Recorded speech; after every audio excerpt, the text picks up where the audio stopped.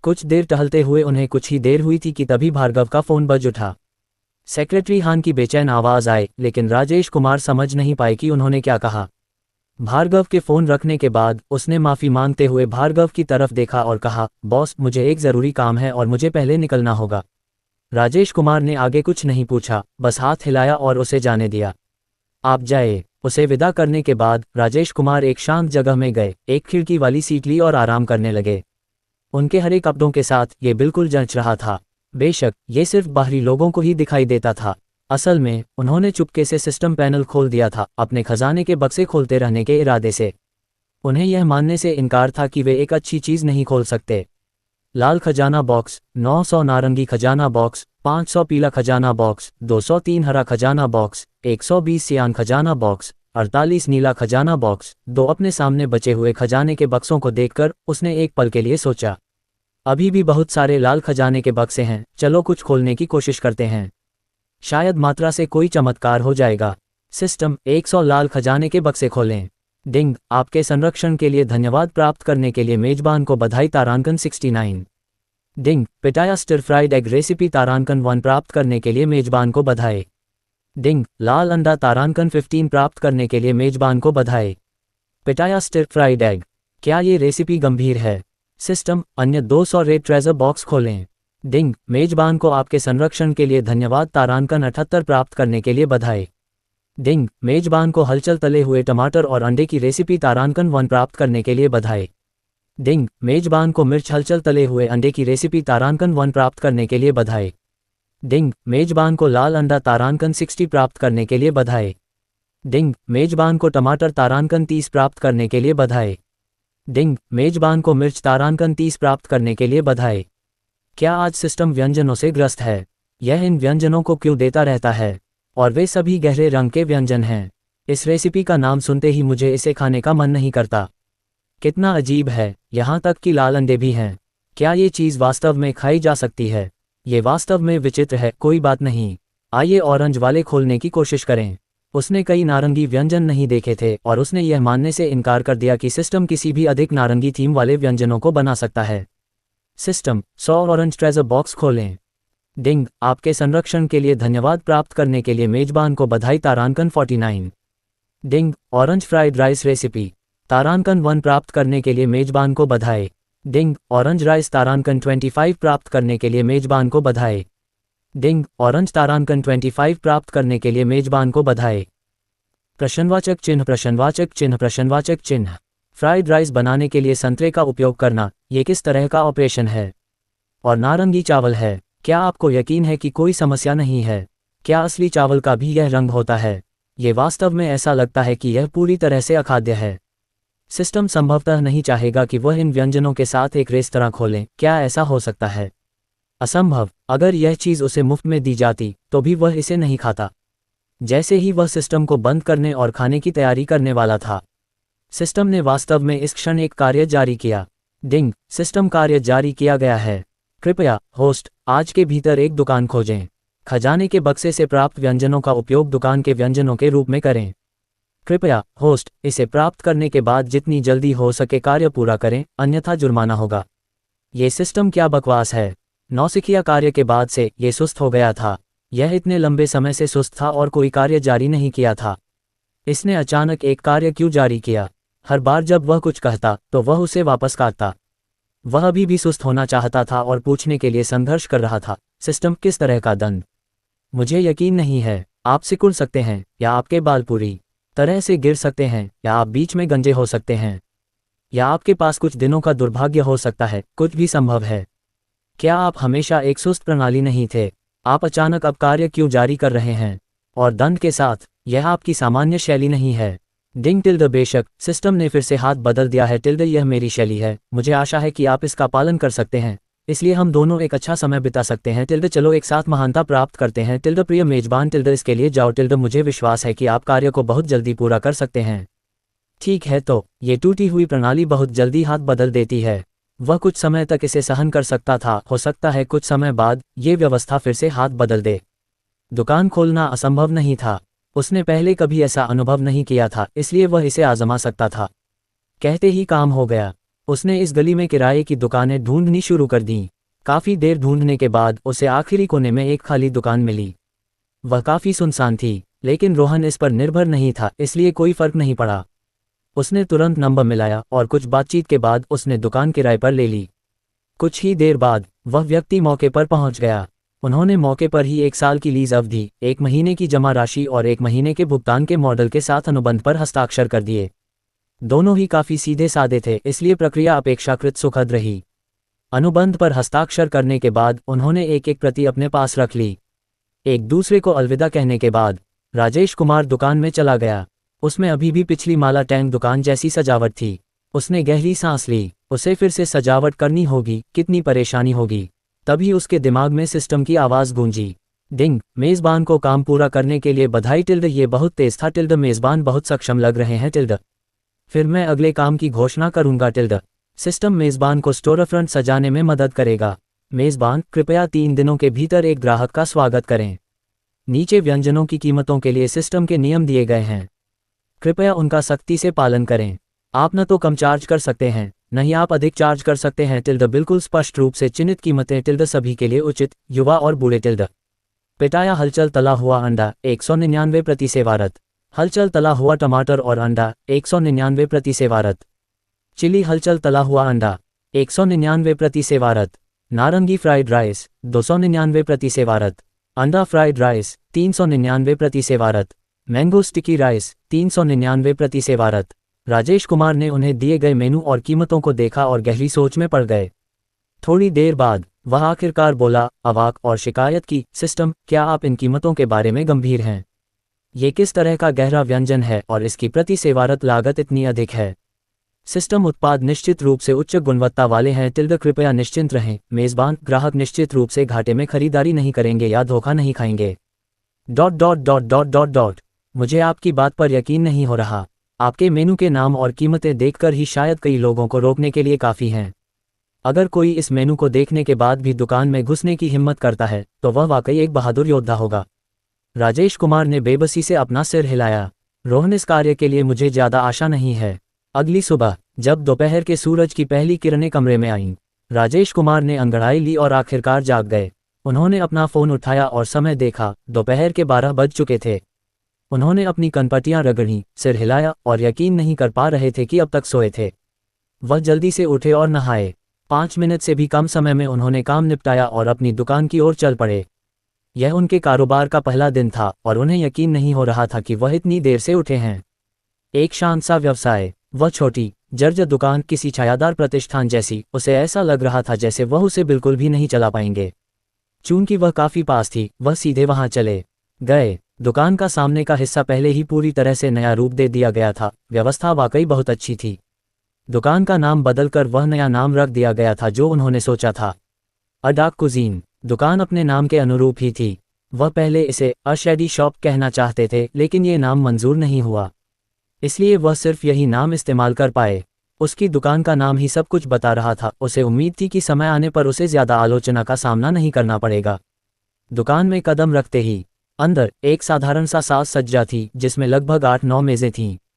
सबसे पहले उसकी नज़र एक बहुत बड़ी मूल्य सूची पर पड़ी। उसमें दुकान में बिकने वाली सभी चीज़ें लिखी थीं और हर एक की कीमत पिछली से ज़्यादा थी। खाने पीने की चीज़ें एक से बढ़कर एक महंगी थीं। वह अपना सिर हिलाए बिना नहीं रह सका। दूसरी तरफ कैशियर काउंटर पर एक आरामदेह कुर्सी रखी थी। उसने सिस्टम से जोर देकर यही लगवाने की जिद की। दुकान खोलना पहले से ही काफ़ी कष्टदायक था, उसके पास आराम से लेटने की जगह कैसे नहीं थी। बड़बड़ाहट टिल्ड। जैसे ही वह कुर्सी पर लेटने वाला था, उसके पेट में अचानक से गर्जना शुरू हो गया।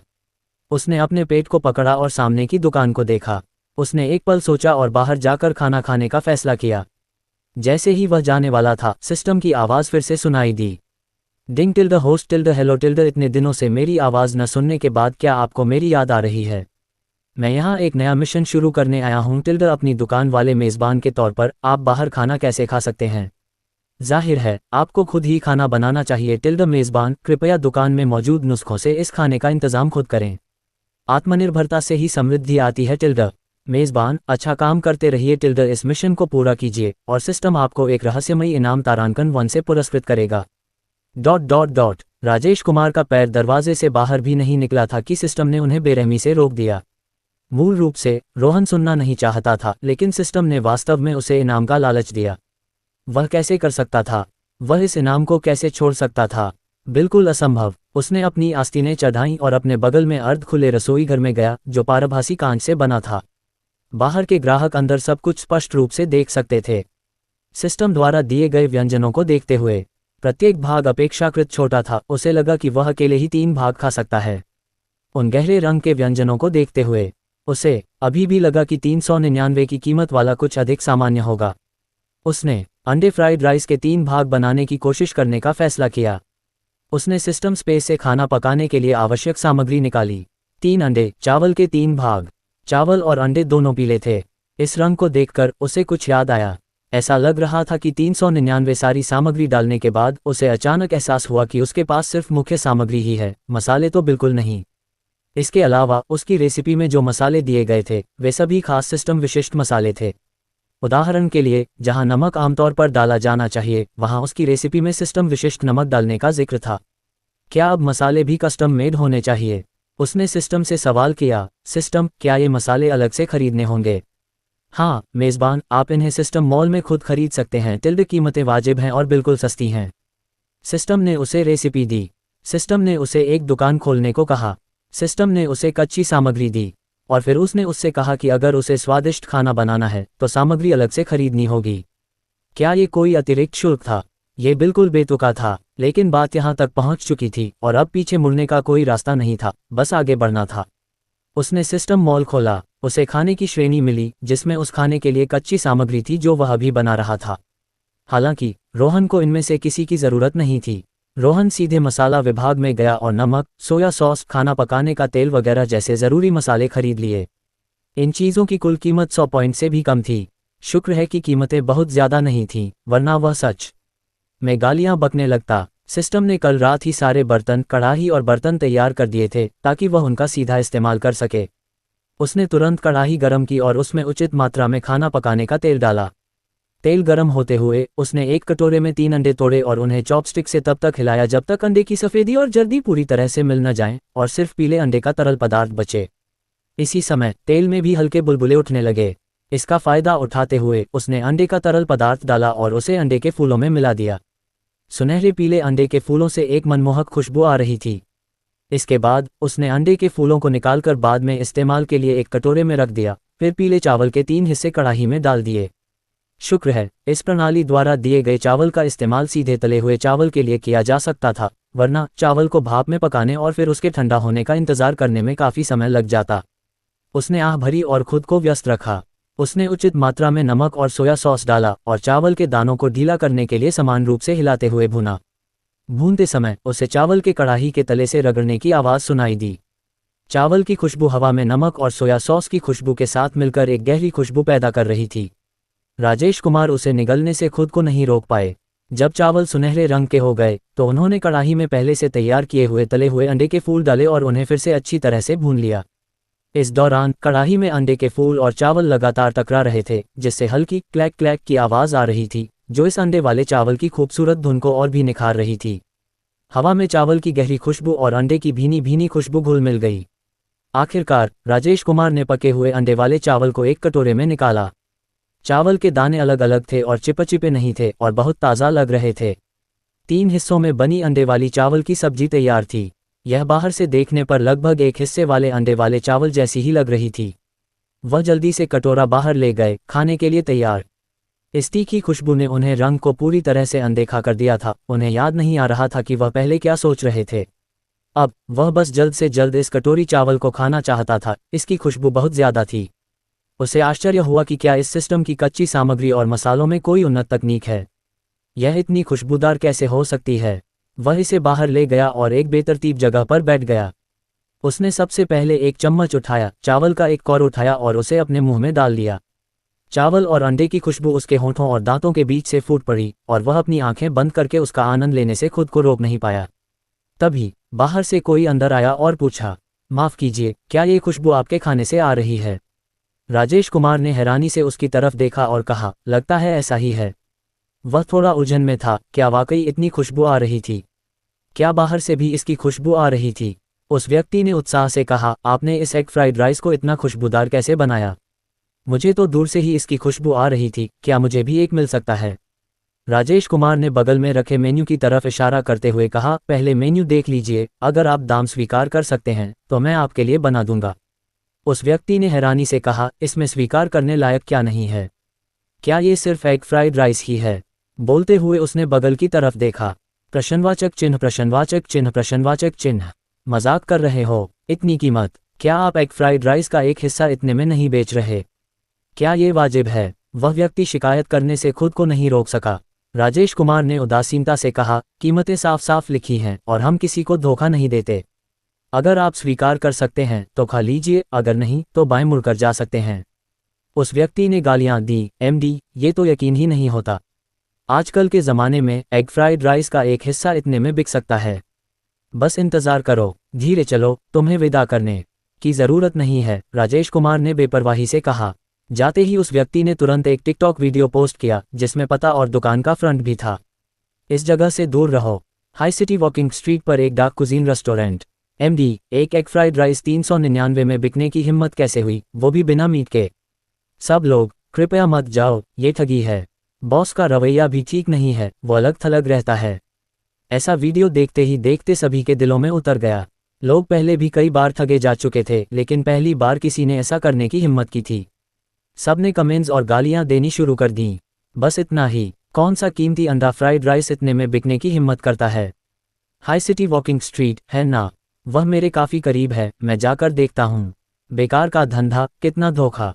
एक कटोरी अंडा फ्राइड राइस पर इतने पैसे कौन खर्च करेगा? वे बेवकूफ़ ही होंगे, है ना? ... ये वीडियो टिकटॉक पर लोकप्रिय हो गया और अधिक लोग स्टोर में घूमने गए। हालांकि वे वहां खाने के लिए नहीं थे, वे बस तस्वीरें लेने, चेक इन करने, वीडियो शूट करने और फिर उन्हें टिकटॉक पर पोस्ट करने के लिए वहां थे। अधिक लोगों को इस जगह से बचने की चेतावनी देने के लिए। ये स्टोर टिकटॉक पर पूरी तरह से छा गया, लेकिन अच्छी प्रतिष्ठा के लिए नहीं। उसका अपना मंच उसके स्टोर की बदनामी कर रहा था। क्या वह खुद अपने पैर पर कुल्हाड़ी मार रहा था? राजेश कुमार ने मन ही मन मजाक किया। हालांकि रोहन ने स्टोर में आने वाले लोगों से ज़्यादा कुछ नहीं कहा। उन्हें फिल्म बनाने दो, बशर्ते वे उसकी तस्वीर ऑनलाइन न डालें। बदनाम होना भी एक तरह की शोहरत है।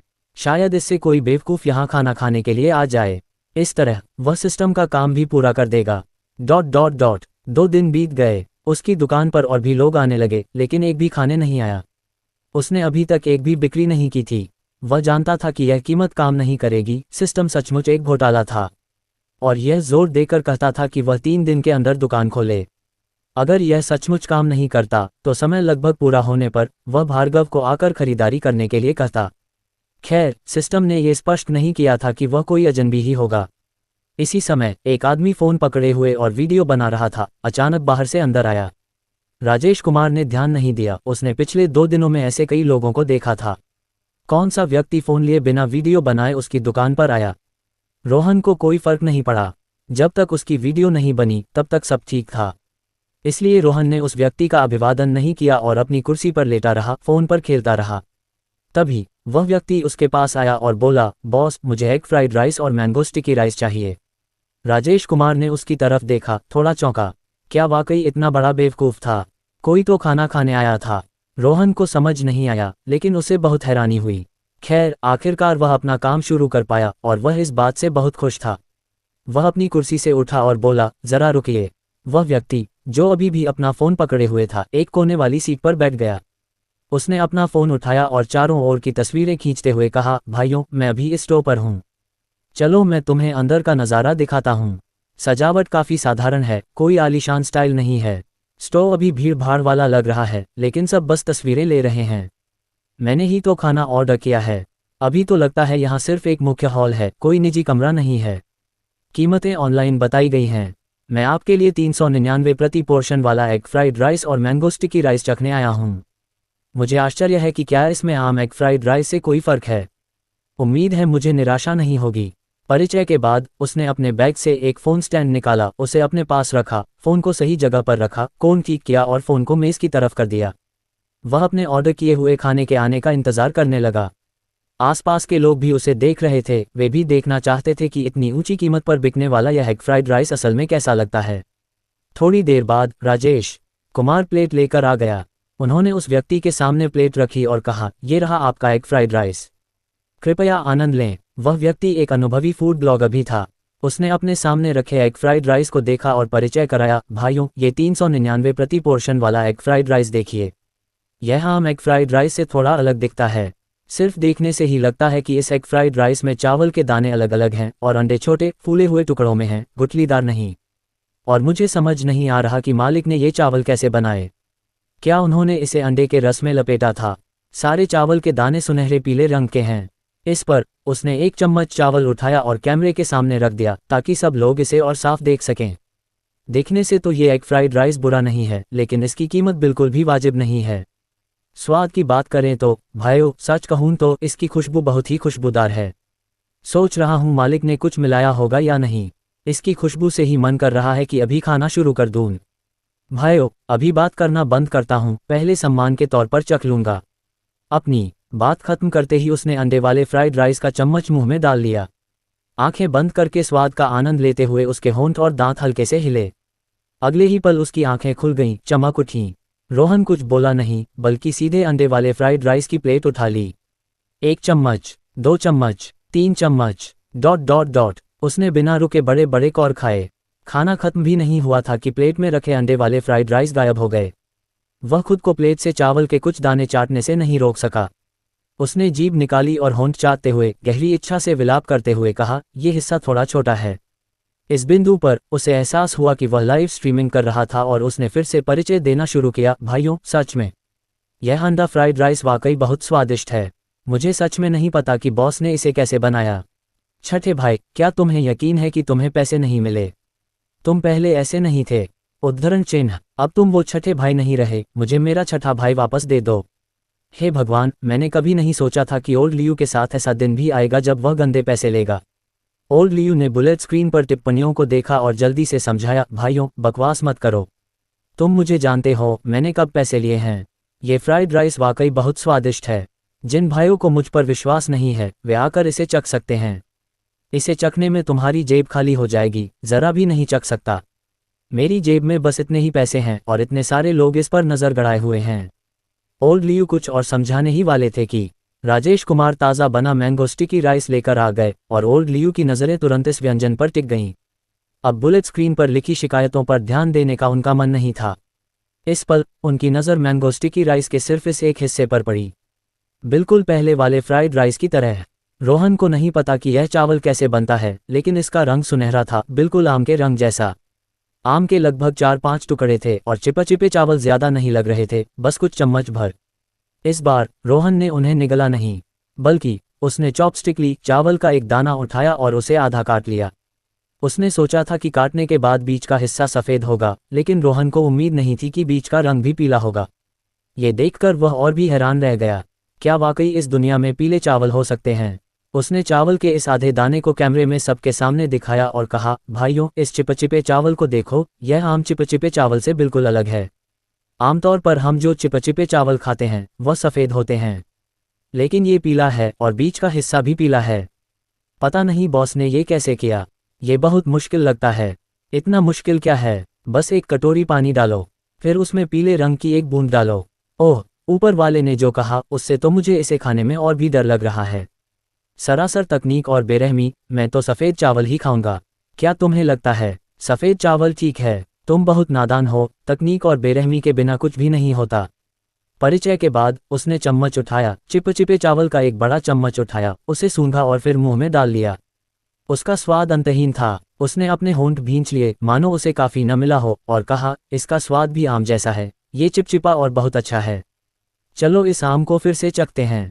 यह आम से बिल्कुल अलग नहीं दिखता, ये पूरा पीला है। और बॉस ने उसे टुकड़ों में काट दिया।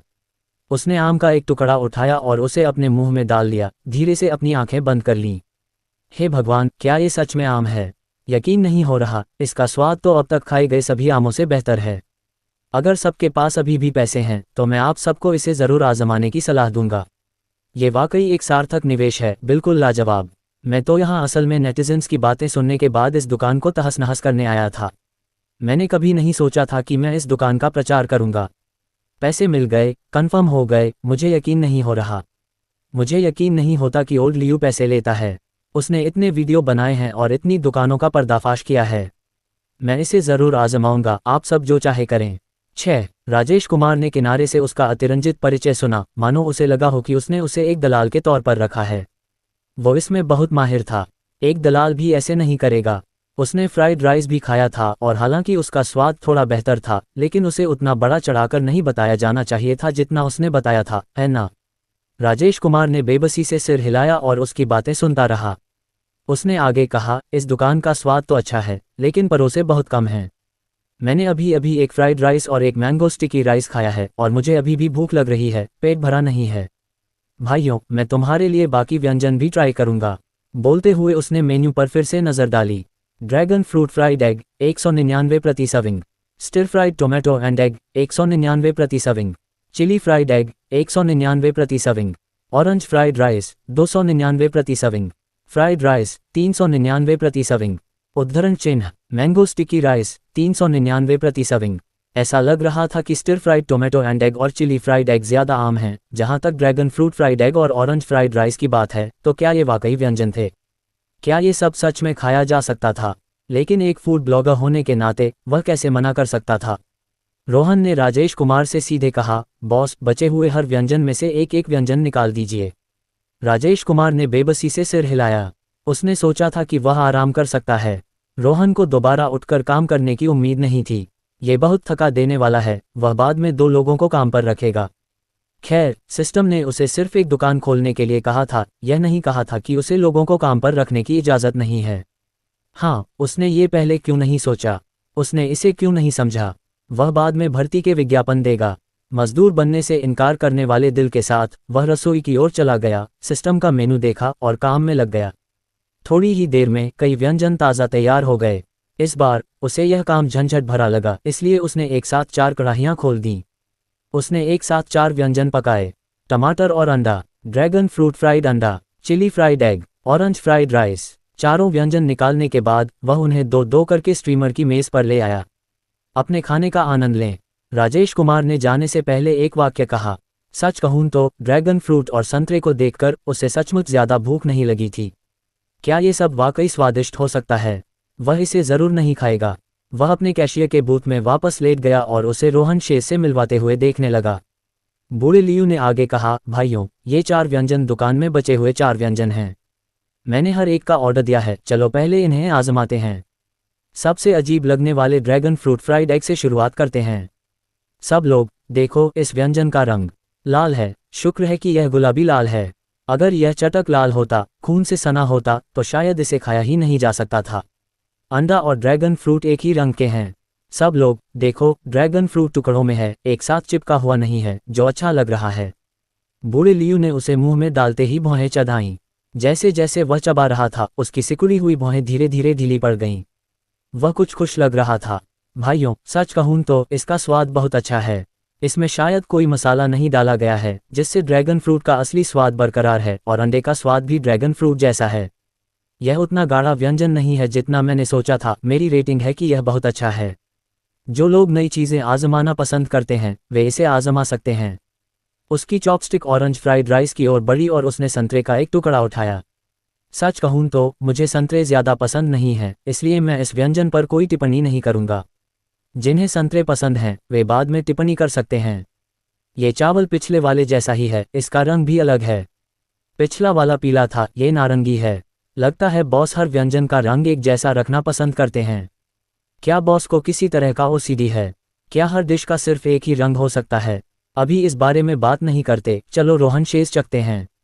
अभी 2 और हैं। पहले आइए इस थोड़े सामान्य टमाटर को देखें। रंग की बात करें तो सभी रोहन शेष का रंग अभी भी एक ही है।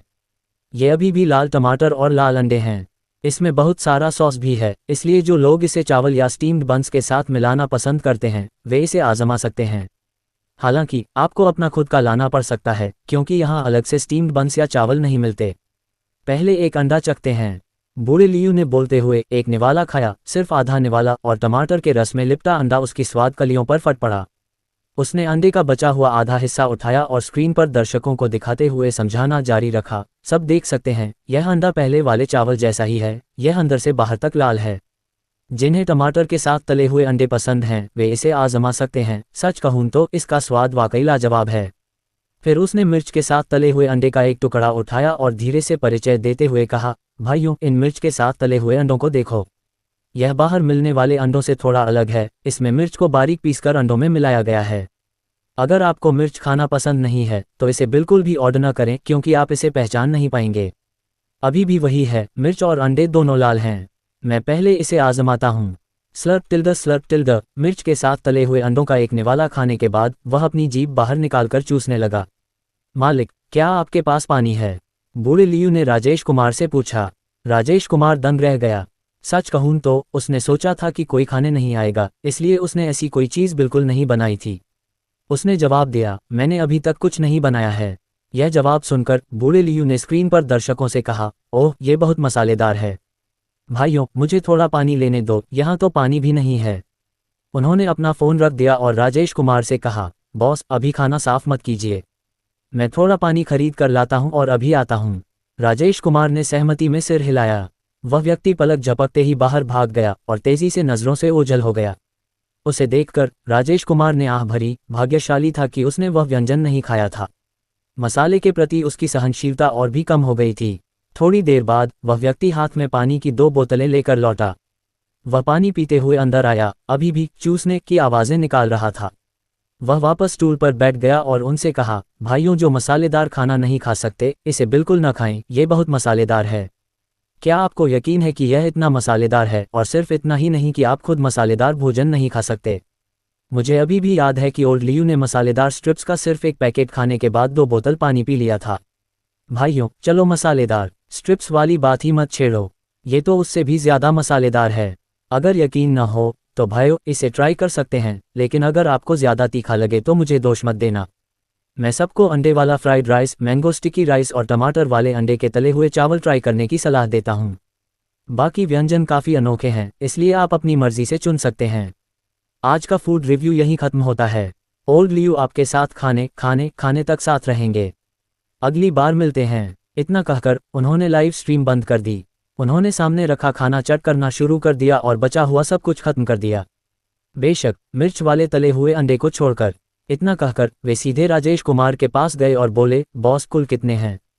राजेश कुमार ने अपना फ़ोन कैलकुलेटर निकाला, कुछ बटन दबाए और आखिरकार नतीजा मिल गया। उन्होंने जवाब दिया, कुल 1694 हैं। उसने अपने बटुए से पैसे निकाले, उसे दिए और कहा, 1700 छुट्टे रख लो। बॉस, यहाँ का खाना बहुत स्वादिष्ट है, बस मात्रा थोड़ी कम है। राजेश कुमार मुस्कुराए और बोले, गुणवत्ता मात्रा से ज़्यादा मायने रखती है। अगली बार मिलते हैं, उम्मीद है आप कुछ नए व्यंजन पेश कर पाएंगे, बॉस। हम अलविदा। उसके जाने के बाद दुकान में तस्वीरें ले रहे लोग भी अपनी उत्सुकता नहीं दबा पाए। वे आजमाने के लिए बेताब थे। एक एक करके उन्होंने ऑर्डर देना शुरू कर दिया। बॉस, मुझे टमाटर के साथ तले हुए अंडे चाहिए। बॉस, मुझे मैंगो स्टिकी राइस चाहिए। बॉस, मुझे मिर्च के साथ तले हुए अंडे दीजिए, मैं देखना चाहता हूं कि यह कितना तीखा हो सकता है। ... ऐसी ही आवाज़ें उठती गिरती रहीं। अगर कोई और बॉस होता तो शायद वे खुश होते, लेकिन राजेश कुमार के चेहरे पर बस एक व्यंग्यात्मक मुस्कान थी। 1 सर्विंग, 2 सर्विंग, 3 सर्विंग और भी बहुत कुछ। यह उसकी जान लेने वाला था, वह और कुछ नहीं कर सकता था। वह हमला करने ही वाला था। राजेश कुमार ने हाथ नीचे किया और कहा, सब लोग पहले अपनी जगह ढूंढ लो। मैं टेबल दर टेबल जाकर ऑर्डर लेता हूँ। जिन लोगों को जगह मिल जाएगी मैं उनके सारे ऑर्डर कर दूंगा। जिन लोगों को नहीं मिल पाएंगे वे कल फिर आएं। अब देर हो रही है और मैं दुकान बंद करने वाला हूँ। राजेश कुमार के ये कहते ही सबने जल्दी से पास की सीटें ढूंढ लीं और बैठ गए। कुछ लोगों को शायद दाम थोड़े ज़्यादा लगे होंगे, इसलिए उन्होंने कुछ तस्वीरें लीं और फिर दुकान से बाहर निकल गए। राजेश कुमार व्यस्त था, इधर उधर दौड़ रहा था, टेबल दर टेबल बर्तन बना रहा था। लेकिन जब तक उसने खाना खत्म किया 1 घंटा हो चुका था। सबको आराम से खाते देख वह जल्दी से अपनी आराम कुर्सी पर लेट गया, थोड़ा आराम करने के लिए।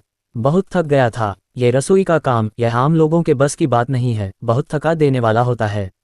ये वाकई बुरा नहीं है, काफ़ी अच्छा लग रहा है। ये बस ठीक ठाक है, कुछ खास नहीं, एक व्यक्ति ने ये कहा, जबकि उनका दूसरा हाथ जिसमें चॉपस्टिक थी रुकने का नाम ही नहीं ले रहा था। वे प्लेट से व्यंजन उठाते रहे। उसने दूसरे दोस्त से शिकायत की, अगर तुम्हें लगता है कि यह बस ठीक ठाक है तो तुम इसे खा क्यों रहे हो? इसे बर्बाद मत करो, मुझे दे दो। उसने अपना हाथ बहुत तेजी से हिलाया, उसे डर था कि उसके सामने वाला व्यक्ति इसे पूरा खा जाएगा। दुकान में ऐसी बातें होती रहीं, जबकि राजेश कुमार बस वहीं लेटा रहा। वह बिल्कुल भी हिलना नहीं चाहता था। मालिक, मैंगो स्टिकी राइस की एक और सर्विंग। इस समय एक ग्राहक खाना खत्म कर चुका था। उसने राजेश कुमार से कहा। स्पष्ट रूप से उसने पर्याप्त नहीं खाया था। राजेश कुमार कुर्सी पर लेट गया, बिल्कुल भी हिलने को तैयार नहीं था। उसने हार मान ली और कहा, अगली बार कृपया। आज के व्यंजन पहले ही बिक चुके हैं। उसने गंदी मेजों और बर्तनों को देखा, वह बिल्कुल भी सफाई नहीं करना चाहता था। उसने इस बात का फायदा उठाया कि आसपास कोई नहीं था और जल्दी से बाहर एक भर्ती नोटिस चिपका दिया। उसे कुछ लोगों को काम पर रखने की जरूरत थी, अन्यथा वह मरते दम तक थक जाता। भर्ती हमारी दुकान ईमानदारी से निम्नलिखित पदों के लिए आवेदन आमंत्रित करती है। सभी को आवेदन करने के लिए स्वागत है। डिशवॉशर 20,000 एक व्यक्ति, शेफ 30,000 2 लोग, वेटर 20,000 2 लोग। कार्य समय 11 OH लोग शाम के 7 बजे। बहुत जरूरी, बहुत जरूरी। बॉस अब इसे अकेले नहीं संभाल सकता। अगर रुचि है तो कृपया जल्द से जल्द बॉस से संपर्क करें। ये सब खत्म करने के बाद राजेश कुमार वापस लेट गए, ये देखने के लिए कि क्या कोई आवेदन करने आएगा। डिंग टिल्ड मेजबान, मिशन पूरा करने के लिए बधाई। पूरा होने की दर उम्मीद से बढ़कर रही। इस बार आपको जो रहस्यमयी उपहार पैकेज मिला था उसे अपग्रेड कर दिया गया है। मेजबान, रहस्यमयी उपहार पैकेज मिलने पर बधाई। क्या आप इसे खोलना चाहेंगे? ये सुनकर राजेश कुमार खुद को रोक नहीं पाए और बोले, ये कैसा बेतुका सवाल है। मैंने आपको इसे खोलने के लिए कहा था, इसलिए मैं इसे जरूर खोलना चाहता हूँ। जिंदगी बहुत खूबसूरत है। मेजबान, ज्यादा चिड़चिड़े मत होइए टिल्ड, बस पुष्टि कर रहा हूँ। मेजबान, बिग प्लेट चिकन रेसिपी तारांकन 1 पाने पर बधाई। मेजबान, पीला चिकन मीट तारांकन 10 पाने पर बधाई। मेजबान, पीले आलू तारांकन 10 पाने पर बधाई। मेजबान, चिली सॉस के साथ उबला हुआ बीफ रेसिपी तारांकन 1 पाने पर बधाई। मेजबान, लाल बीफ 20 पाने पर बधाई। मेजबान, पीले बीन स्प्राउट्स तारांकन 20 भाग पाने पर बधाई। ... क्या ये व्यवस्था सचमुच चाहती थी कि वह एक रेस्टोरेंट खोले? यह पागलपन ही होगा। जैसे ही वह व्यवस्था को समझाने ही वाला था कि बाहर से कोई अंदर आया। नमस्ते, क्या आप यहाँ नौकरी पर रख रहे हैं? राजेश कुमार ने ऊपर देखा और एक लड़की को देखा जो बिल्कुल सादे कपड़े पहने हुए थी और ज्यादा बूढ़ी नहीं लग रही थी। उसने जवाब दिया, हाँ, क्या आप आवेदन करने आए हैं?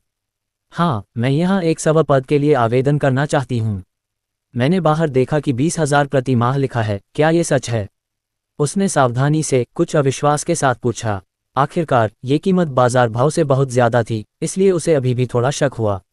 उसने सोचा कि क्या ये सिर्फ लोगों को आकर्षित करने का एक संकेत है, लेकिन असल तनख्वाह इतनी ज्यादा नहीं थी। राजेश कुमार भी इस समय अपनी कुर्सी से उठे, खड़े हुए उसकी तरफ देखा और जवाब दिया, जरूर। ठीक है, क्या आप इंटरव्यू के लिए आए हैं? हाँ, राजेश कुमार के जवाब देने के बाद उन्होंने तुरंत कहा, आप इंटरव्यू में पास हो गईं। क्या आप आज से काम शुरू कर सकती हैं? क्या? ये सुनकर वह थोड़ी उलझन में पड़ गई, फिर भी उसने कोई प्रतिक्रिया नहीं दी। ऐसा लग रहा था कि उसे बिना कुछ पूछे इंटरव्यू पास करने की उम्मीद नहीं थी। पास हो गई, अब काम शुरू करो। कोई इंटरव्यू नहीं? उसने हैरानी से पूछा। मुझे नहीं लगता कि इस पद के लिए इंटरव्यू की कोई खास जरूरत है। तुम जल्दी आ गई तो काम तुम्हारा ही होगा। बस ग्राहकों का अभिवादन करो, व्यंजन परोसो और भुगतान संभालो। बस, हमारे यहाँ रोजाना सीमित बिक्री होगी, इसलिए ज्यादा भीड़ नहीं होनी चाहिए। हमें आज अभी तक कोई शेफ नहीं मिला है और मैं अभी खाना नहीं बनाना चाहती।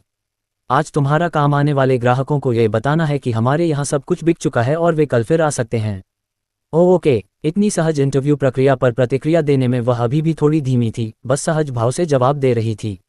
ओह, ठीक है, आज हमारे पास कोई अनुबंध तैयार नहीं है, इसलिए हम अभी उस पर हस्ताक्षर नहीं कर सकते। मैं कल किसी को अनुबंध का मसौदा तैयार करने के लिए ढूंढूंगी और फिर हम उस पर हस्ताक्षर कर सकते हैं। हम भोजन तो देते हैं लेकिन आवास नहीं, इसलिए आपको रहने के लिए अपना घर खुद ढूंढना होगा। ठीक है बॉस। राजेश कुमार की बात खत्म होने के बाद वह कुर्सी पर वापस लेट गया, ये देखने के लिए इंतजार करता रहा कि क्या कोई और इंटरव्यू के लिए आएगा। उसने देखा कि बॉस लेट गए हैं और चूंकि वह पहले ही काम शुरू कर चुकी थी, इसलिए वह वहां यूं ही नहीं बैठ सकती थी। उसने मेज पर कुछ कटोरे और चॉपस्टिक देखे तो वह उन्हें व्यवस्थित करने लगी। उसने उन्हें एक एक करके रसोई के सिंक में रख दिया। ये काम निपटाने के बाद उसने नल खोल दिया, बस रोहन के कपड़े धोने ही वाली थी। राजेश कुमार ने उसे बीच में ही टोकते हुए कहा, चूंकि आपने सभापद के लिए आवेदन किया है, इसलिए आपको बर्तन धोने की जरूरत नहीं है। जब हम कोई डिशवॉशर रख लेंगे तो आप उसे काम सौंप सकती हैं। कोई बात नहीं बॉस। अभी कोई ग्राहक नहीं है और मैं बस खाली बैठा हूँ, इसलिए मैं ही मदद कर सकता हूँ। ज़रूरत नहीं है मेरी दुकान में, मैं चाहता हूँ कि कर्मचारी अपने काम पर ही ध्यान दें। बस अपना काम करो, दूसरों के काम की चिंता करने की कोई ज़रूरत नहीं है। वह वहीं जमी और असमंजस में खड़ी रही। ये पहली बार था जब उसका सामना ऐसे बॉस से हुआ था। पिछले बॉस डरते थे कि वे पर्याप्त काम नहीं करते और उन्हें खाली बैठे देखना बर्दाश्त नहीं कर सकते थे। वेतन सामान्य से ज़्यादा था और काम सामान्य से कहीं ज़्यादा आसान था। उसे अचानक लगा कि वह यहाँ जीवन भर काम कर सकती है। बॉस के निर्देश के साथ उसके पास अपना काम छोड़कर राजेश कुमार से कहने के अलावा कोई चारा नहीं था। समझ गए बॉस? राजेश कुमार ने उसका जवाब सुनकर राहत महसूस की और टिकटॉक ब्राउज करना जारी रखा। ये चीज़ वाकई अच्छी है। 15 सेकंड के वीडियो देखना, वे बहुत छोटे होते हैं, लेकिन अनजाने में ही घंटों बीत जाते। उसने बेबसी से अपना सिर हिलाया और टिकटॉक पर स्क्रॉल करना जारी रखा। वह छोटे वीडियो देखने के आनंद में डूबा हुआ था, उसे पता ही नहीं चला कि कितना समय बीत गया था। एक और व्यक्ति बाहर से अंदर आया। राजेश कुमार ने उसकी ओर देखा। वह बड़ी थी, 40 के आसपास की लग रही थी और उसने पूछा, क्या बॉस यहाँ हैं? मैं यहाँ डिशवॉशर की नौकरी के लिए आवेदन करने आई हूँ। राजेश कुमार ने खड़े होकर जवाब दिया, मैं बॉस हूँ। क्या आप आज से काम शुरू कर सकते हैं? उसने सिर हिलाया और हाँ में जवाब दिया। हाँ, कोई बात नहीं। ठीक है, तो सब रोहन, वो जो पीछे वाली रसोई में सिंक में है, वो तुम्हारी है। अभी हमारा कॉन्ट्रैक्ट नहीं हुआ है, मैं कल ला दूंगा और फिर साइन कर दूंगा। क्या तुम्हें कोई आपत्ति है? हाँ, लेकिन क्या तुम्हारी सैलरी वाकई इतनी ज़्यादा है? जाहिर है, जो भी लिखा है वो है। हम दूसरी जगहों जैसे नहीं हैं जो 3,000, 8,000 जैसी कोई रेंज बताते हैं और फिर जब तुम पूछते हो तो सैलरी सिर्फ 3,000 बताते हैं। हमने 20,000 लिखा है तो सैलरी ज़रूर 20,000 होगी, निश्चिंत रहो। बस इतना है कि मैंने पहली बार इतनी ज़्यादा सैलरी देखी है, इसलिए मुझे थोड़ा यकीन नहीं हो रहा है। चिंता मत करो, इसमें कोई तरकीब नहीं है। अगर तुम्हें ठीक लगता है तो आज ही काम शुरू कर दो। वह भी सशंकित और थोड़ी झिझकती हुई लग रही थी, लेकिन इतनी ऊंची तनख्वाह के बारे में सोचकर उसने एक मौका लेने का फैसला किया। वह पहले से ही इतनी बूढ़ी थी, वे उसे और क्या धोखा दे सकते थे। वह एक बार कोशिश तो करेगी। उसने राजेश कुमार की तरफ देखा और कहा, कोई बात नहीं, मैं अब काम शुरू कर सकता हूँ। राजेश कुमार मुस्कुराए और सिर हिलाकर पीछे वाली रसोई में सिंक की ओर इशारा करते हुए बोले, तो ये गंदे बर्तन तुम्हारे हैं? उसने सिर हिलाया और कहा, ठीक है। राजेश कुमार बहुत खुश थे, इतने कम समय में उन्होंने 2 लोगों को काम पर रख लिया था। ये वाकई अच्छी बात है। बस उन्हें अभी भी एक शेफ की कमी खल रही थी और वह उसके बिना काम नहीं चला सकते थे, उन्हें खुद ही खाना बनाना पड़ता। वह ऐसा नहीं कर सकते थे, ये बहुत थका देने वाला था। जैसे ही वह ये सोच ही रहे थे, बाहर से एक साधारण कपड़े पहने हुए आदमी अंदर आया, जो ज़्यादा बुरा नहीं लग रहा था। एक सुखद आश्चर्य से उनका दिल धड़क उठा। क्या उनका शेफ आ गया होगा? फिर उस आदमी ने पूछा, बॉस, क्या आप अभी भी सवर रख रहे हैं? राजेश कुमार थोड़े निराश हुए, वह कोई और सवर था। उसने जवाब दिया, हाँ, क्या आप आज काम शुरू कर सकते हैं? शायद आज नहीं, मेरे पास बाद में कुछ और काम है। क्या मैं कल शुरू कर सकता हूँ? राजेश कुमार उसे जवाब देने ही वाले थे, तभी बाहर से कोई और आदमी अंदर आया और उसने कहा, बॉस, मुझे रख लीजिए, मैं आज काम शुरू कर सकता हूँ। राजेश कुमार ने अपने पीछे बैठे उस व्यक्ति की ओर देखते हुए भौहें चढ़ाईं जिसने बात की थी। उन्होंने कुछ नाराजगी के साथ कहा, जरा रुकिए, मेरे सामने वाले व्यक्ति का इंटरव्यू अभी खत्म नहीं हुआ है। उस व्यक्ति ने निराशा से सिर झुका लिया और उसके पास एक तरफ खड़े होकर इंतजार करने के अलावा कोई चारा नहीं था। राजेश कुमार आगे वाले व्यक्ति से पूछते रहे, क्या ये कल ही होना जरूरी है? वह व्यक्ति एक पल के लिए झिझका, लेकिन फिर भी जिद पर अड़ा रहा, मुझे बाद में एक ज़रूरी काम है और मैं अभी काम पर नहीं आ सकता, लेकिन मैं कल समय पर ज़रूर आ सकता हूँ। बॉस, मेरी बात पर यकीन कीजिए। राजेश कुमार सहमति में सिर हिलाने ही वाले थे कि उनके पीछे वाला चतुर व्यक्ति फिर से बोलने लगा, बॉस, मुझे चुन लीजिए, मैं अभी शुरू कर सकता हूँ। राजेश कुमार भौहें चढ़ाकर बीच में ही टोककर नाराज हो गए, लेकिन फिर भी समझदारी से बोले, वह पहले यहीं थे और इंटरव्यू पास कर चुके हैं। आप दूसरी जगहों पर कोशिश कर सकते हैं। ये सुनकर सामने वाले इंटरव्यू लेने वाले ने राहत की सांस ली। वह इस नौकरी से लगभग चूक ही गया था। बाद में इंटरव्यू देने वाला व्यक्ति हार मानने को तैयार नहीं था और बोला, बॉस, मैं अपनी तनख्वाह कम करवा सकता हूँ। मुझे 20,000 की ज़रूरत नहीं है, 15,000 ठीक हैं। क्या आप दोबारा सोच सकते हैं? आप तनख्वाह कम करवाएंगे, आप 15,000 लेंगे। ये सुनते ही राजेश कुमार के चेहरे के भाव बदल गए। पता चला कि ऐसे लोग हर जगह मौजूद हैं। आमतौर पर उपद्रवी के रूप में जाने जाते हैं, परेशानी खड़ी करने के अलावा किसी काम के नहीं। जब उस व्यक्ति ने राजेश कुमार के चेहरे के भाव बदलते देखे तो उसे लगा कि राजेश कुमार कुछ ललचा रहे हैं और बोला, बॉस, अगर आपको लगता है कि 15,000 बहुत ज़्यादा हैं तो 10,000 ठीक है, मैं इसे स्वीकार कर सकता हूँ। मुझे उम्मीद है आप मुझे नौकरी पर रखेंगे। पहले नौकरी के आवेदक का चेहरा तुरंत पीला पड़ गया और उसका शरीर लड़खड़ाने लगा, मानो उसे नौकरी मिलने की कोई उम्मीद नहीं है। राजेश कुमार की भौहें और भी गहरी हो गईं, वह उस व्यक्ति से और भी ज्यादा नाराज था। और उस व्यक्ति को अभी भी समझ नहीं आया था कि समस्या क्या है, बल्कि वह मन ही मन बोल रहा था, बॉस, क्या आपको लगता है कि 10,000 बहुत महंगा है? अगर नहीं तो 8,000 ठीक है, मैं कर सकता हूँ। राजेश कुमार चुप रहा। वह देखना चाहता था कि यह उपद्रवी कहाँ तक जाएगा। तो बॉस, 6,000, 5,000, बॉस, 5,000 भी काफ़ी नहीं है। ये कीमत पहले से ही बहुत कम है, इससे कम हो ही नहीं सकती। राजेश कुमार ने अपनी बाहें क्रॉस की और उसे देखता रहा, कुछ नहीं बोला। फिर उस व्यक्ति ने कहा, बॉस, 4,500, इससे कम हो ही नहीं सकता। इससे कम हो तो मैं कहीं और कुछ ढूंढ लूंगा। ये सुनकर दूसरे नौकरी आवेदक का चेहरा पीला पड़ गया और वह अपना सिर नीचे करके जाने लगा। उसने उम्मीद छोड़ दी थी। इस तनख्वाह के साथ ऐसा लग रहा था कि इस नौकरी में उसका कोई भाग्य नहीं है। वह खुद को इस तनख्वाह पर काम करने के लिए तैयार नहीं कर पा रहा था। राजेश कुमार ने देखा कि वह जाने ही वाला है तो उसे रोकने के लिए बोला, मत जाओ, तुम्हें नौकरी मिल गई है। बाहर भर्ती की शर्तों में अभी भी यही तनख्वाह लिखी है। कल आकर कॉन्ट्रैक्ट पर दस्तखत करो और काम शुरू करो। बस 11 बजे तक यहाँ पहुँच जाना, याद रखना देर न हो जाए। वह व्यक्ति तुरंत मुड़ा और राजेश कुमार की तरफ देखा। उसकी आंखें आश्चर्य और उम्मीद से भरी थीं। उसे राजेश कुमार से ऐसा कहने की उम्मीद नहीं थी। आम बॉस कम तनख्वाह वाले को चुनते हैं, लेकिन उसने अलग चुना। उसने राजेश कुमार को प्रणाम किया और कहा, बॉस, आपका बहुत बहुत शुक्रिया, मुझे इस नौकरी की सचमुच ज़रूरत है। राजेश कुमार ने हाथ हिलाकर उदासीनता से कहा, बस कल काम पर आना याद रखना। लेकिन उनके बगल में खड़ा व्यक्ति नाराज हो गया और बोला, बॉस, मैंने जो तनख्वाह मांगी थी वह तो साफ तौर पर कम थी, आपने उसे क्यों चुना? राजेश कुमार ने उपहास किया, उसे परेशान करने की जहमत नहीं उठाई। उसे इस तरह के उपद्रवी लोगों से सबसे ज्यादा नफरत थी। ये न सिर्फ खुद मुसीबत खड़ी करते थे, बल्कि दूसरों को भी इसमें घसीटते थे, सारा मामला बिगाड़ देते थे। राजेश कुमार ने उसकी तरफ देखा ही नहीं और उस व्यक्ति से बात करते रहे जिसे अभी अभी नौकरी के लिए कन्फर्म किया गया था। तो अब तुम जा सकते हो, कल आना। उस व्यक्ति ने भावुक होकर कहा, ठीक है बॉस, कल मिलते हैं। इतना कहकर वह व्यक्ति मुड़ा और चला गया। वह हाथ पैर हिलाते हुए चल रहा था, जिससे जाहिर हो रहा था कि वह अंदर से कितना उत्साहित था। राजेश कुमार ने उसकी तरफ देखा और मुस्कुराया, कुछ नहीं कहा। हालांकि दूसरा व्यक्ति अभी भी जिद पर अड़ा था, जाने को तैयार नहीं था और बोला, बॉस, क्या आप सचमुच मुझ पर दोबारा विचार नहीं करेंगे? मैं अपने काम में अच्छा हूं और ज्यादा खर्चीला नहीं हूं, बहुत उपयोगी हूं। मुझे दुर्भावनापूर्ण प्रतिस्पर्धा से सबसे ज्यादा नफरत है। जो तय हो गया वो तय हो गया। नौकरी पाने के लिए तुम वेतन में कटौती क्यों कर रहे हो? नौकरी ढूंढने की चाहत में मैंने क्या गलत किया था? चूंकि तुम्हें लगता है कि तुम गलत नहीं हो तो चले जाओ। मुझे यहाँ तुम्हारे जैसे कर्मचारियों की जरूरत नहीं है। ठीक है। उसने अपनी मुट्ठियां भींच लीं, फिर एक पल बाद उन्हें ढीला छोड़ दिया। उसने आगे कहा, तो क्या मैं डिशवॉशर की नौकरी के लिए आवेदन कर सकता हूँ? उस कीमत पर जो तुमने बाहर लिखी है। तुम्हारी क्या राय है? मुझे लगता है कि यह ठीक है। मुझे परवाह नहीं कि तुम क्या सोचते हो, मुझे परवाह है कि मैं क्या सोचता हूँ।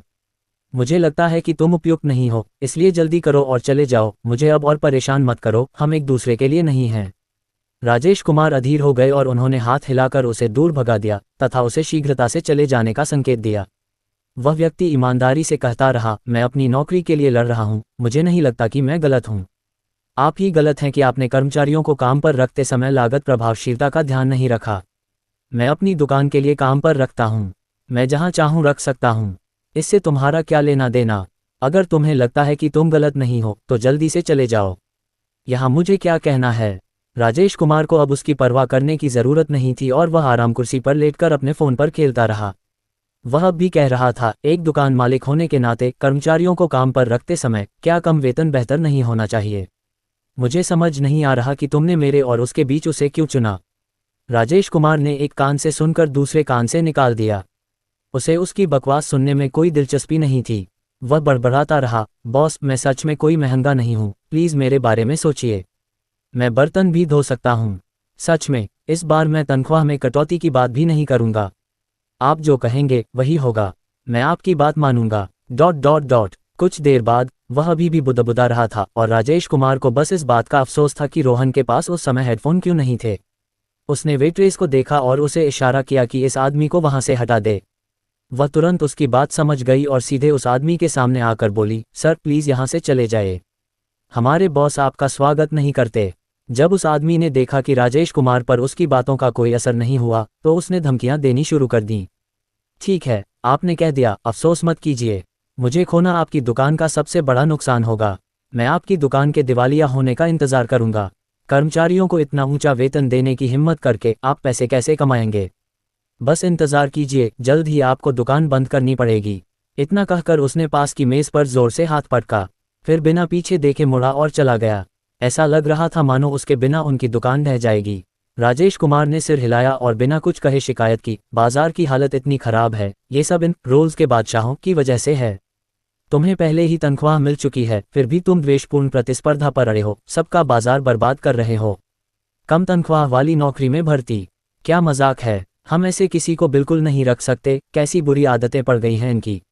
राजेश कुमार जब चुपचाप शिकायत कर रहे थे, पास में खड़ी वेटर ने भी उनकी बातें सुन लीं।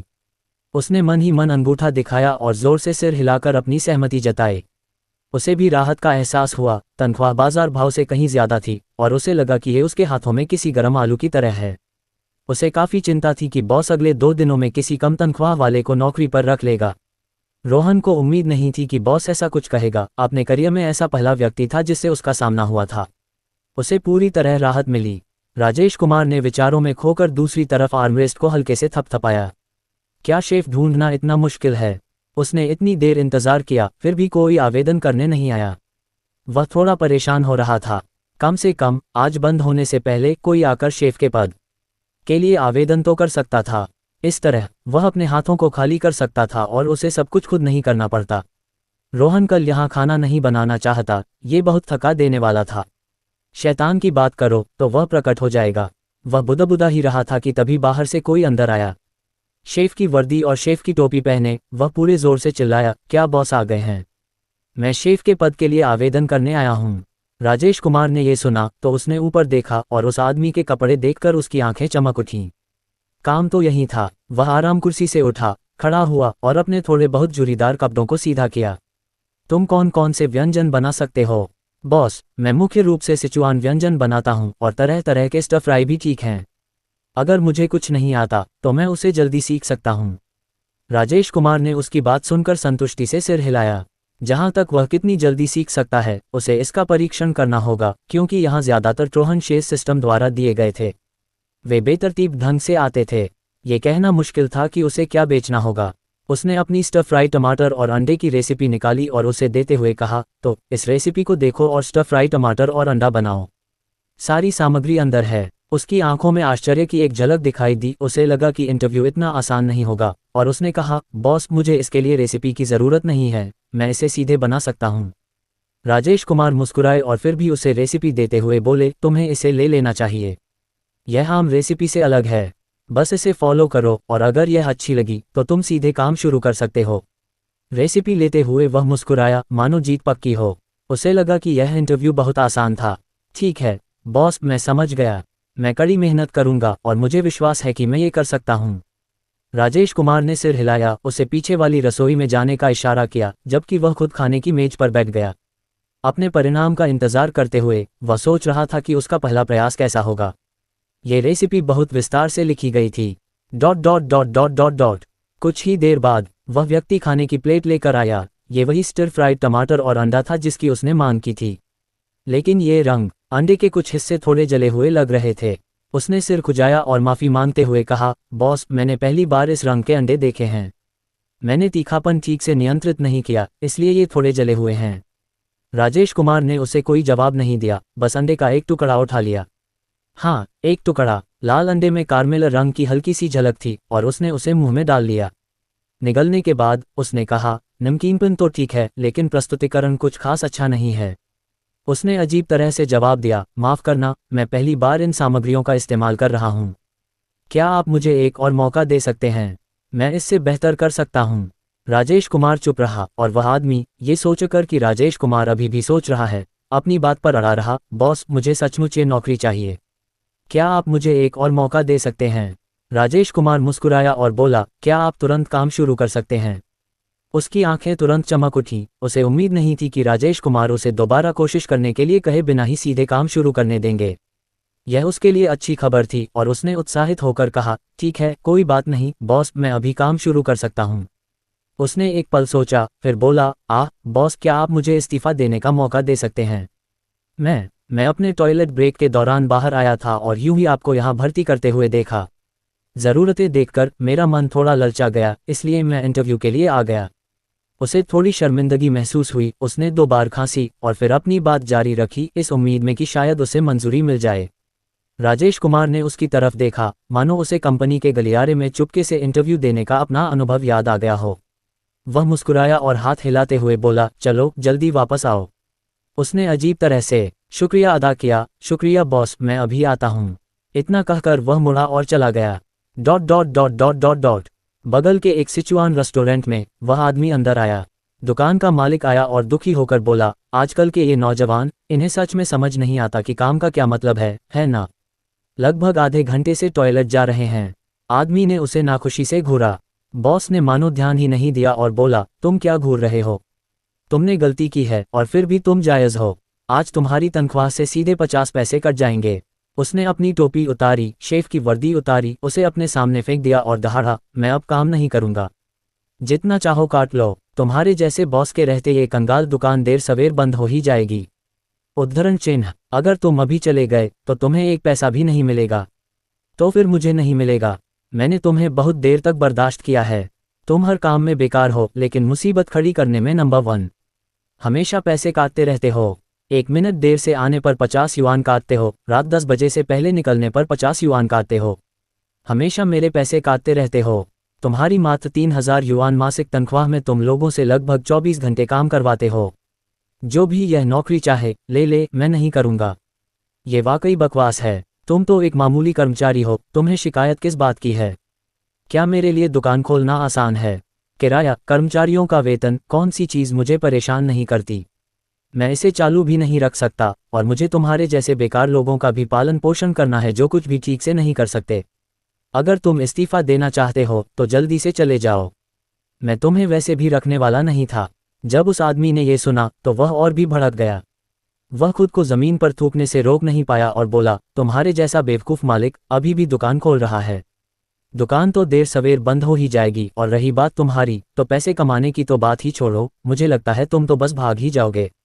सच में बकवास। इतना कहकर उसने पास की मेज़ पर जोरदार मुक्का मारा और जाने के लिए मुड़ा। वह सीधा राजेश कुमार की दुकान की ओर बढ़ा, जो एक डाक कुजीन रेस्टोरेंट था। उसकी आंखें भविष्य के लिए उम्मीद और आकांक्षाओं से भरी थीं। राजेश कुमार खुश होकर एक धुन गुनगुना रहे थे, यह एहसास कितना शानदार है टिल्ड, यह एहसास कितना शानदार है टिल्ड। आखिरकार उन्होंने एक शेफ रख लिया था और अब उनकी आज़ादी होने वाली थी, इसलिए वे खुशी से फूले नहीं समा रहे थे। तभी उनके बगल में बैठी कर्मचारी बोली, बॉस, आप कौन सा गाना गा रहे हैं? ये सुनने में बहुत सुकून देने वाला है, बहुत ऊर्जावान है। इसे सुनने के बाद मुझे बहुत अच्छा लग रहा है। उनकी तारीफ दिल से निकली थी, लेकिन उनके पास शब्द नहीं थे। उन्हें यह विशेषण ढूंढने में काफ़ी वक्त लगा। राजेश कुमार मुस्कुराए और बोले, यह एहसास कितना शानदार है, क्या आपने इसे पहले नहीं सुना? नहीं। उन्होंने ईमानदारी से अपना सिर हिलाया। राजेश कुमार की आंखें चमक उठी, मानो उन्होंने कुछ देख लिया हो, और उन्होंने तुरंत अपना फ़ोन निकाला और ढूंढना शुरू कर दिया। उनके पिछले जीवन के गाने, टीवी शो और फिल्में असल में इस दुनिया में मौजूद ही नहीं थीं। बहुत बढ़िया, अब उनके पास धन दौलत का एक और रास्ता था। क्या उसने पहले भार्गव से किसी मनोरंजन कंपनी का अधिग्रहण करने के लिए नहीं कहा था? अब समय आ गया था कि इसे इस्तेमाल में लाया जाए। उसने अपना फ़ोन निकाला, भार्गव का नंबर ढूंढा और उसे डायल किया। फ़ोन सिर्फ एक बार बजा, उसके बाद जवाब आया, भार्गव, बॉस, क्या आपके पास कोई निर्देश हैं? राजेश कुमार, वह मनोरंजन कंपनी कैसी चल रही है? क्या कोई आकर्षक हस्तियां हैं? भार्गव ने अपने स्वर में लाचारी के भाव के साथ कहा, बॉस, आपको आखिरकार याद आ ही गया कि ऐसी कोई कंपनी है। ऐसा कम ही होता है। खांसी। राजेश कुमार ने 2 बार अजीब तरह से खांसी और बहस जारी रखते हुए कहा, ये तो बस नींव रख रहा है, अब ये काम आ रहा है। भार्गव, यह मनोरंजन कंपनी पहले अच्छा प्रदर्शन नहीं कर रही थी और दिवालिया होने की कगार पर थी। अधिग्रहण के बाद हमने इस पहलू पर ज़्यादा ध्यान नहीं दिया। हालांकि 1-2 नाटक अभी भी फिल्माए जा रहे हैं, लेकिन कोई मुनाफा नहीं हुआ है और यह घाटे में ही चल रही है। राजेश कुमार, कुछ अच्छे से दिखने वाले सेलिब्रिटीज़ ढूंढो और उन्हें कंपनी में मेरा इंतज़ार करने दो। भार्गव, बॉस, क्या आपके पास वहां जाने का कोई प्लान है? राजेश कुमार ने रहस्यमयी लहजे में कहा, कुछ दिनों में आपको पता चल जाएगा। पहले लोगों को ढूंढो। भार्गव ने जवाब दिया, ठीक है, मैं उन्हें सूचित करूंगा और बाद में क्यू चैट पर आपको पता भेज दूंगा।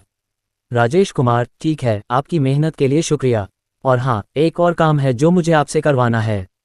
भार्गव को बुरा लगा और उसने पूछा, क्या बात है बॉस? राजेश कुमार, मैंने यहाँ एक नया रेस्टोरेंट खोला है। मैं चाहता हूँ कि आप इसे मैनेज करने के लिए किसी को भेजें। यह ज़्यादा बड़ा नहीं है, इसलिए ज़्यादा खर्च करने की ज़रूरत नहीं है। भार्गव, बॉस, हमारे बीच सचमुच एक टेलीपैथिक कनेक्शन है। राजेश कुमार, आपका क्या मतलब है? भार्गव, मैं हाल ही में कैटरिंग उद्योग के लिए भी योजना बना रहा हूँ। मेरे अवलोकन से अगले कुछ दशकों में चेन रेस्टोरेंट और होटल उद्योग में शानदार संभावनाएं होंगी।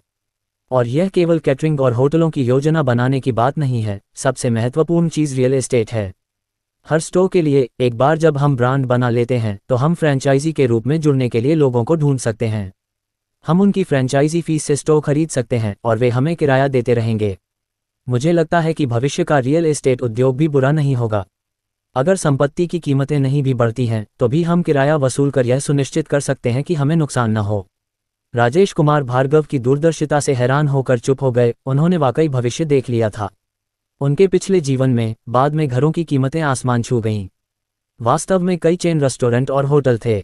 वह शुरू में सिर्फ एक रेस्टोरेंट खोलना चाहता था और धीरे धीरे उसे विकसित करना चाहता था, लेकिन उसने भार्गव से इतने बड़े पैमाने पर सोचने की उम्मीद नहीं की थी। राजेश कुमार ने मुस्कुराते हुए जवाब दिया, महान दिमाग एक जैसा सोचते हैं, है ना? आप जो चाहें कर सकते हैं, मुझे कंपनी का जिम्मा आप पर है। बस शर्त यह है कि ओवरटाइम न हो, वरना आप अपनी मर्जी से काम चला सकते हैं। भार्गव ने आह भरी और बेबसी से कहा, समझ गया बॉस। उसने कहा कि वह सहमत है, लेकिन कौन जानता था कि वह सचमुच ऐसा नहीं चाहता था। मजदूरी की लागत बहुत ज्यादा थी। बॉस के बस कुछ ही शब्द कहने से कौन जानता था कि कितना पैसा खर्च होगा। जीवन यापन की लागत जानने के लिए वाकई जिम्मेदारी की जरूरत होती है। दूसरे बॉस अपने कर्मचारियों से ज्यादा काम करवाना चाहेंगे, लेकिन उसे डर था कि उसके कर्मचारी बहुत ज्यादा काम करेंगे। वह इस मामले में कई बार कंपनी के चक्कर लगा चुका था। भार्गव, बॉस, आप हमेशा नए व्यवसायों में विस्तार करते रहते हैं। अगर ऐसा ही चलता रहा तो मुझे डर है कि हमारे पास खर्च करने के लिए पर्याप्त पैसा नहीं बचेगा। वह दिखावा कर रहा था, वह पीड़ित होने का नाटक कर रहा था। मनोरंजन कंपनी को छोड़कर बाकी उपक्रमों से मुनाफा पहले से ही बहुत ज्यादा था। उसे डर था कि बॉस मनोरंजन कंपनी या दूसरे धंधों में बहुत ज्यादा पैसा बर्बाद कर देगा, जिसे नियंत्रित करना मुश्किल होगा। एक भी चूक का मतलब अरबों युआन बेकार में बर्बाद हो सकते थे। राजेश कुमार ने उसकी तरफ आंखें घुमाईं और कहा, पीड़ित बनना बंद करो। हालांकि मैंने हिसाब किताब नहीं देखा है, क्या मुझे नहीं पता कि हम पैसा कमा रहे हैं या नहीं? मैंने जो भी धंधा शुरू किया है उससे पैसा नहीं कमाया है। चिंता मत करो, वैसे भी मेरे पास अभी भी वो खास मुनाफे वाली चीज़ है जो लगभग तैयार होनी चाहिए। भार्गव, ओह ठीक है, वह लगभग भूल ही गया था। भार्गव, ठीक है बॉस, मैं आपकी सफलता की कामना करता हूँ। मैं अभी स्टाफ का इंतजाम करता हूँ। राजेश कुमार, अच्छा काम करते रहो नौजवान, मैं तुम्हारे साथ हूँ। भार्गव, अलविदा बॉस।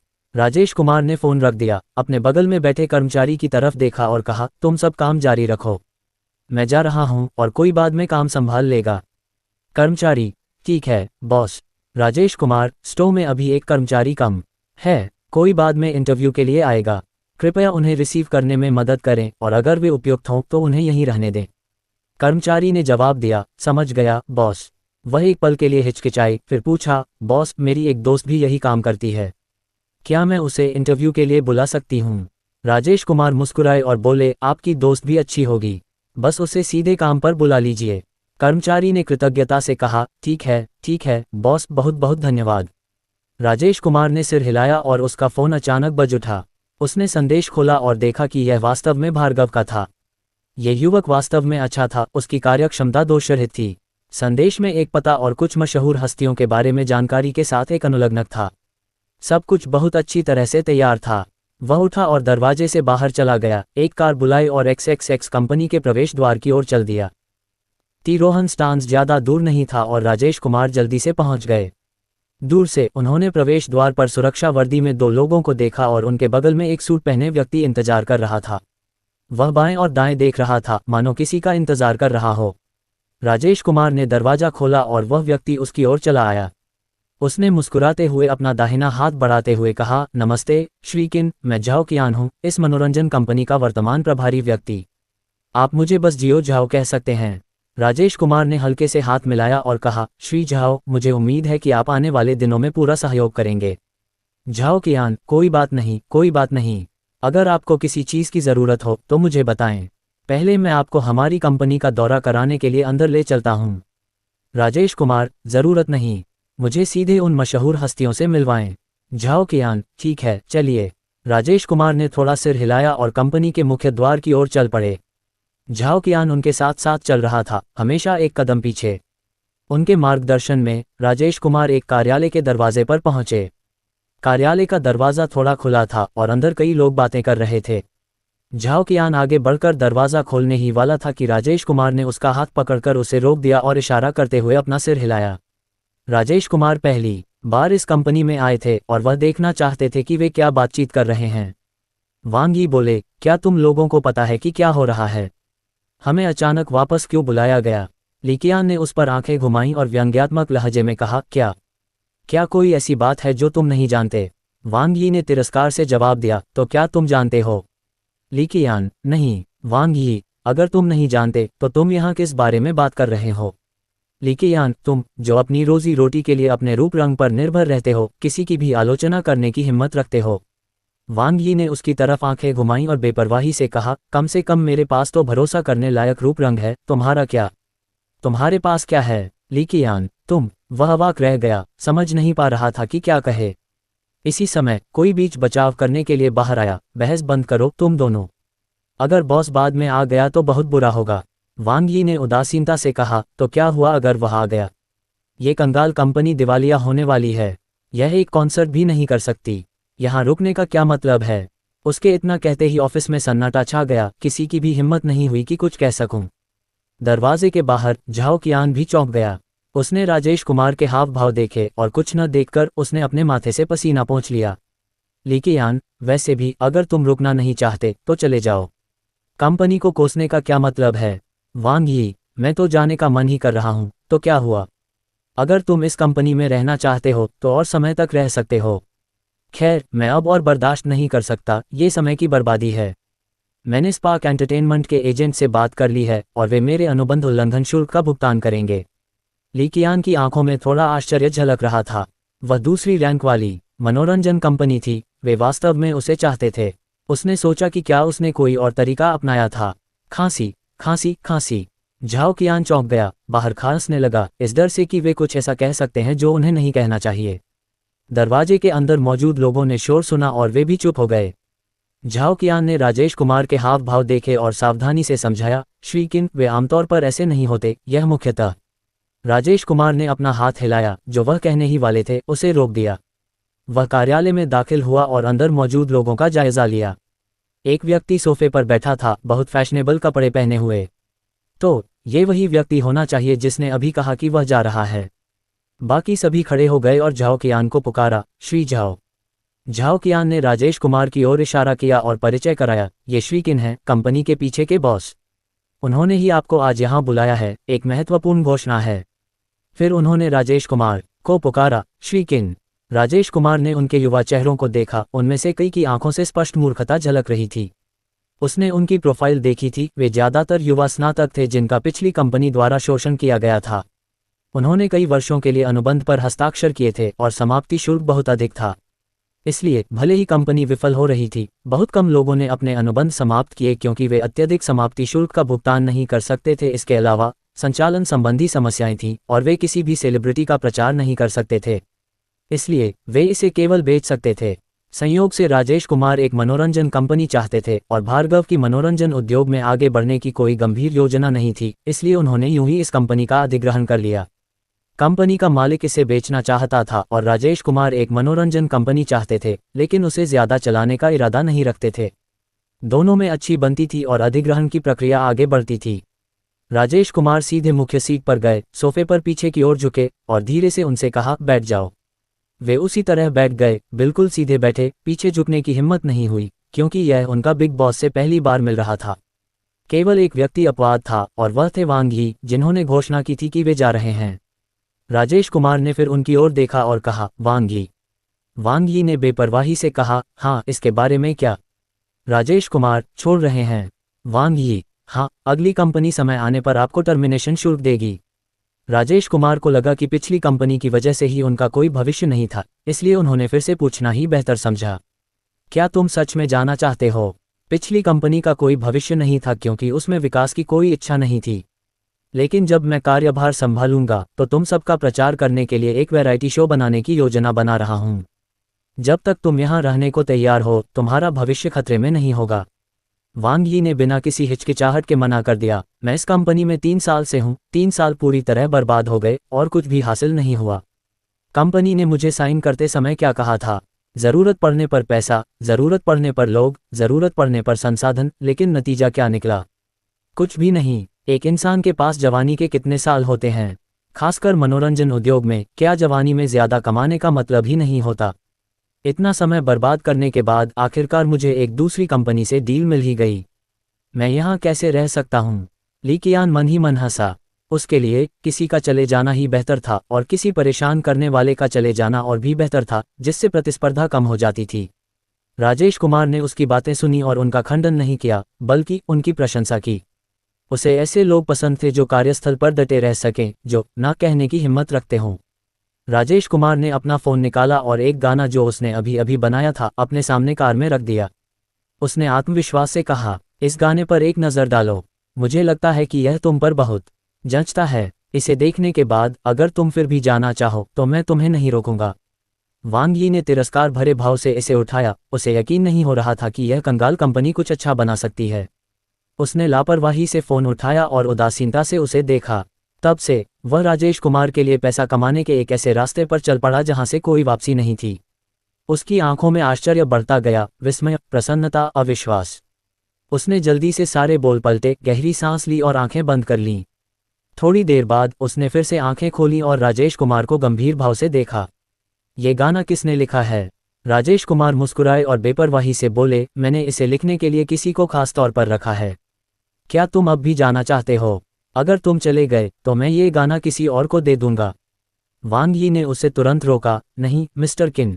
बोलने के बाद उसने कुछ देर के लिए आंखें बंद कर लीं, कुछ झुंझलाहट के साथ, मानो अपनी उत्सुकता पर पछतावा हो रहा हो। वह एक पल के लिए शांत हुआ और बोला, श्री किन, क्या आपके पास बस यही एक गाना है? राजेश कुमार ने उदासीनता से कहा, मैं एक वैरायटी शो बनाने की योजना बना रहा हूं, इसलिए सिर्फ एक नहीं।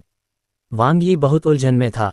एक तरफ उसका पसंदीदा संगीत था और दूसरी तरफ एक बहुत अच्छी मनोरंजन कंपनी। कुछ देर के आंतरिक संघर्ष के बाद उसने आखिरकार एक निर्णय लिया।